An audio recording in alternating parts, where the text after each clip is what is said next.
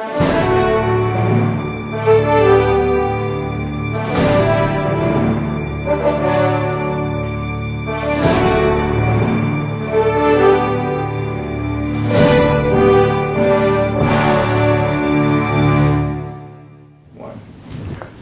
fellow Nevisians, citizens and residents, it is my duty and responsibility to address you on the state of affairs of the Nevis Island administration as it is on the assumption of office by the concerned Citizens Movement Party administration. Let me again thank all the people of Nevis here at home and abroad who supported the concerned Citizens Movement in the election of the 22nd of January 2013 and gave us a mandate to manage the affairs of the island of Nevis for the benefit of all the people for the next 5 years.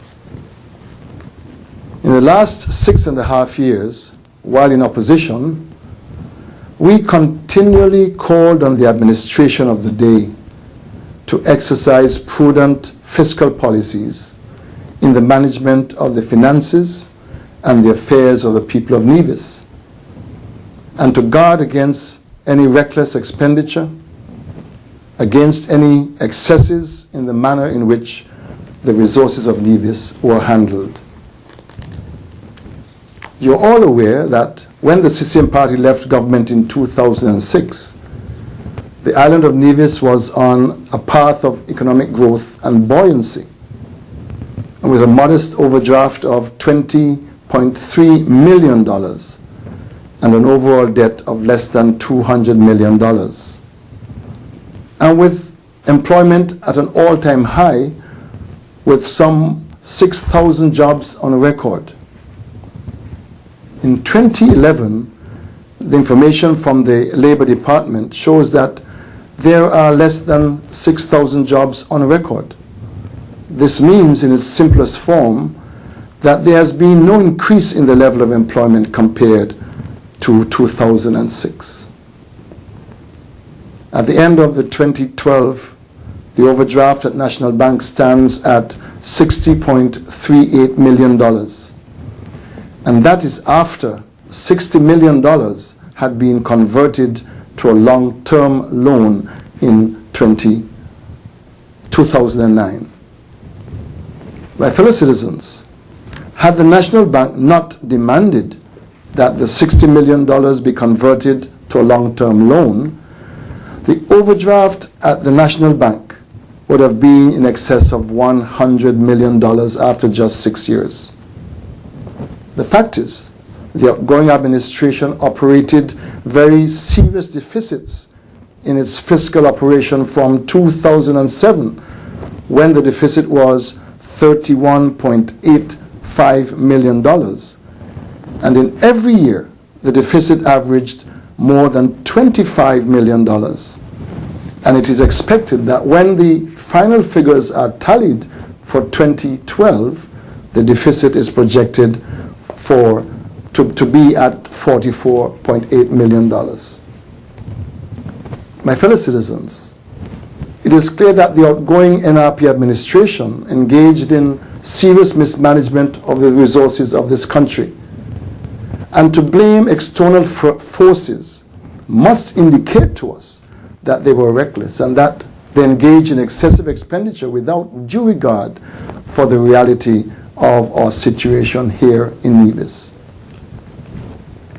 It is a known fact that the IMF and the CDB warned of the dangers to the Nevis Island administration running high deficits and increasing the debt to unmanageable proportions.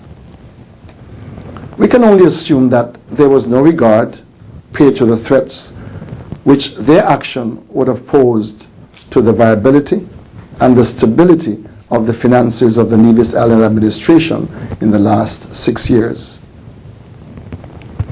On Thursday, the 24th of January 2013, members of the CCM administration met with all the permanent secretaries to receive a briefing on the state of affairs in their several ministries and departments.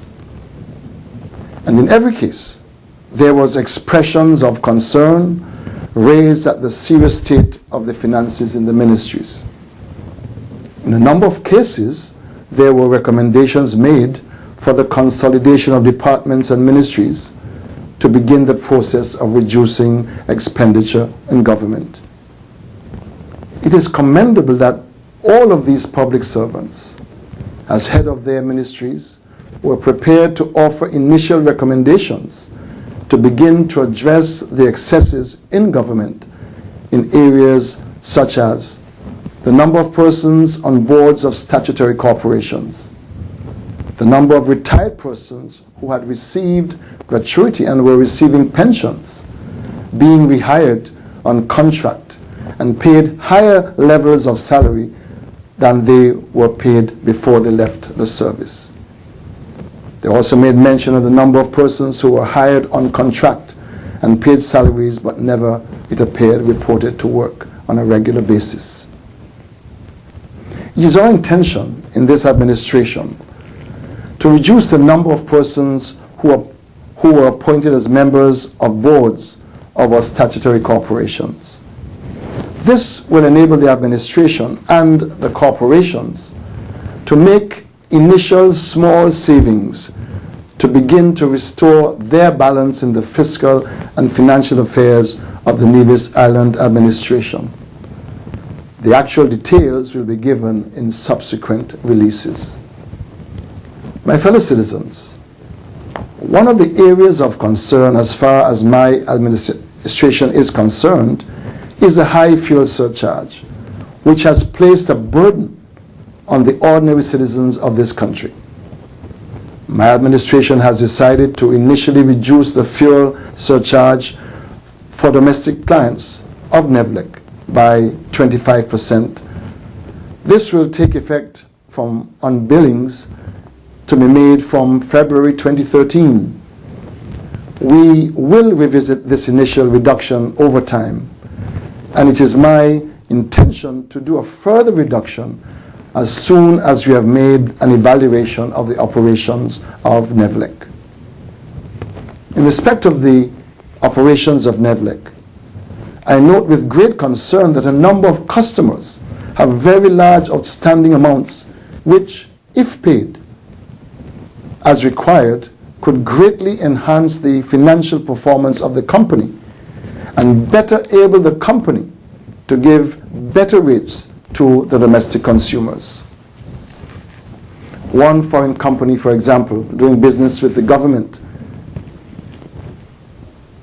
in the General Manager's report for the month of December 2012 at page 9, is reported to owe NEVLEC $2,883,965.96. That is a large amount to be outstanding. And another large client is recorded as owing $1,409,780.80. Another large debt to be collected by NEVLEC. Another local business owes NEVLEC $143,791.26. Still another large entity owes in excess of $214,000. A media group which owns a newspaper owes NEVLEC $28,079.85. An FM radio station owes in excess of $110,000 to NEVLEC. One domestic consumer, known to be close to the outgoing administration, is recorded as owing $65,433.95. It is the intention of the CCM administration, as the 100% shareholder of NEVLEC, to insist that these large delinquent customers of NEVLEC make arrangements to pay up their outstanding arrears. This will be done in a manner to ensure that NEVLEC remains a viable energy producer and allow the domestic consumers more favorable cost on their electricity bills, especially in respect of the fuel surcharge. There are also serious questions to be asked about the operation of the Nevis Housing and Land Development Corporation. These answers will be revealed as we are able to do further investigations into the operation of this corporation. It is evident, however, that the corporation was used to satisfy the needs of a number of persons who had management of the corporation's affairs. The fact that the corporation terminated a number of ordinary line workers has been a cause of concern to my CCM administration. It has been brought to our attention, among other things, that a report on the operations of the Nevis Housing and Land Development Corporation was undertaken by 4 persons who are known supporters of the outgoing administration at a cost of $85,000. 3 such members of that group received $20,000 each, and 1 received $25,000. These amounts are by any stretch of the imagination exorbitant, excessive to provide a report of a corporation the size of Nevis Land and Housing Corporation. This is another example of the excess, and my opinion, the abuse of the resources of the administration. It is our hope that we will see this report for which so much was paid by the corporation. As time goes on, a thorough investigation will be done of this government-owned entity. This will be to satisfy ourselves and the people of Nevis that the operations of this entity was conducted in a manner which was fair and in accordance with proper business practices. Since July 2006 and up to the end of 2012, we saw the deterioration in the fiscal position of Nevis and a serious deterioration as well in the finances. The claims made by the members of the outgoing administration that they have constructed roads and community centers, etc., and created employment must be seen in light of the abysmal state into which unplanned and reckless expenditure of the people's resources has plunged this country. The debt of the Nevis Island administration has more than doubled in the last 6.5 years. This excessive debt has led to the increase in taxation on the people to pay for those excessive expenditures without due regard of the economic stability of the country. At the end of 2012, the debt of the Nevis Island administration is calculated at $406 million, almost double what it was in 2006 when the CCM party was ousted from government. My fellow citizens, this is no witch hunt. This is a report of the preliminary findings which bear out the charge of concern which your CCM party, now in government, has been making over the years, that the Nevis Reformation Party, while in government, was inept and badly mismanaged the affairs of the people of Nevis. We are still faced with the challenge of being sued by the principals of UTICO, and faced as well with a challenge to settle with West Indies Power over the geothermal project. We will report on these matters and others like that as we make progress to resolve them in the interest of the people of Nevis. My fellow citizens, while the ordinary man and woman in this country was saddled with high electricity costs because of the high fuel surcharge, the company which provides the fuel has had to ask the government on several occasions to make payments outstanding to that company for fuel provided. I am advised that at present the NIA and NEVLIC owe more than $2 million to the company which supplies fuel. The question then arises, what was done with the money collected for fuel surcharge? I'm suggesting to you, my fellow citizens, that the whole circumstance has come to this point because the outgoing government engaged in excessive expenditure without due and proper recourse to proper planning in terms of how monies were expended, and not giving due consideration to priorities. And clearly, a priority must be payment for fuel, because without fuel, we will be closed as a country. My fellow citizens, I make these statements simply to provide as clear a picture as possible of the state of affairs in which we find ourselves in Nevis, based on easily verifiable facts and figures. My fellow citizens, from the information we have provided, it is clear that our country is in serious financial straits. But I believe that with decisions we have made to reduce expenditure on boards, to reduce the number of contracts for persons who have retired and have been rehired at higher salaries than the outgoing post, that we can see some immediate, if small, positive upturn in the finances of the Nevis Island administration. I have indicated to you that we will see a reduction in our electricity bill in terms of the fuel surcharge by 25% in the next billing cycle. I am now indicating as well, as I did at the inauguration, that all ministers of the CCM administration will take a 10% cut in salary. This is calculated to provide a savings to the administration of approximately $70,000 per annum.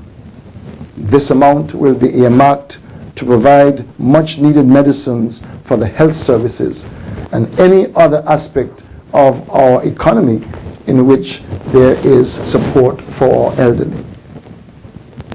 It is my belief that as we get the outstanding amount that is owing to NEVLIC from delinquent customers, that this company will be able to give relief to our domestic consumers. My fellow citizens, in the next week, we will meet with our bankers to make arrangements for financing our current account and give the assurance that this concerned citizens movement government will manage the affairs of the people of Nevis in a more fiscally prudent manner. I have already asked the Finance Secretary and the Treasurer to prepare our proposal for presentation to our bankers. In addition, I intend also to make formal approaches to at least 2 friendly countries and international institutions to request soft loans where possible to enable us to provide some expenditure on capital projects in the near future. I intend to put before them at least 2 projects for health services development and for human resource development and training. It is also our intention to approach the airlines which provide service to Nevis to seek increased traffic into Nevis, especially to facilitate our people traveling as visitors or our residents. At present, we are aware that most of the times our people have to travel through St. Kitts to take international flights or to connect to international hubways. This means 2 things. It's a loss to the revenue for the Nevis ANC Ports Authority, but it also means that persons who operate at our airports and seaports, that they also are devoid of jobs because most of the movement is in St. Kitts. I intend also to approach the principals of Newfound, the company to which the Penny's lands were sold, to get them to reactivate the development of the Pinnies estate in accordance with the plans which were drawn up when CCM was in government prior to 2006.